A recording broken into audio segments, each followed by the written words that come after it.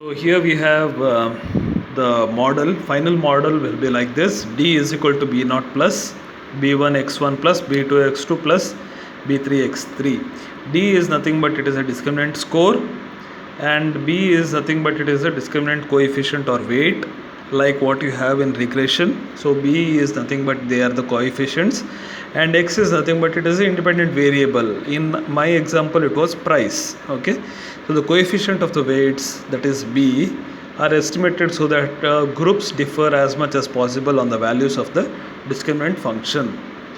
Discriminant analysis creates an equation which will minimize the possibility of misclassifying cases into their respective groups or categories. Okay, we have one of the example here. What is being done? Linear discriminant analysis, groups based on adoption intention. Okay, person 1.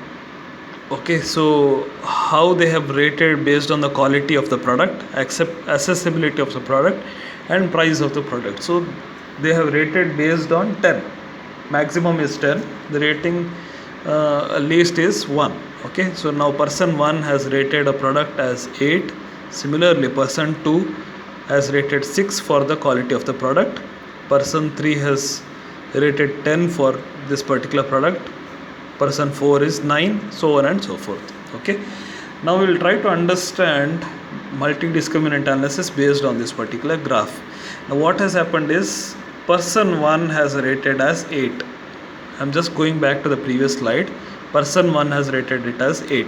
Person 2 has rated as 6. Person 2 is here. So x-axis is person, y-axis is quality. Person 2 has rated it as 6. Person 3 has rated this particular product as 10. So what is being done is they have created a threshold. This particular model, that is multi-discriminant analysis model, has created a threshold. Okay, and about this threshold, whichever respondent is there, everyone is considered in one particular cluster and they are named as adopters. Similarly, below this threshold, if the person has rated below this threshold, they are all grouped in one particular group and they are called as non-adopters.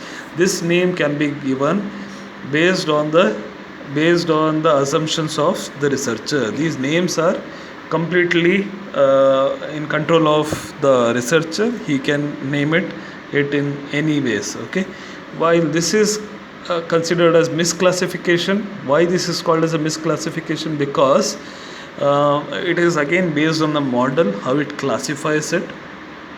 Possibly it is based on the model.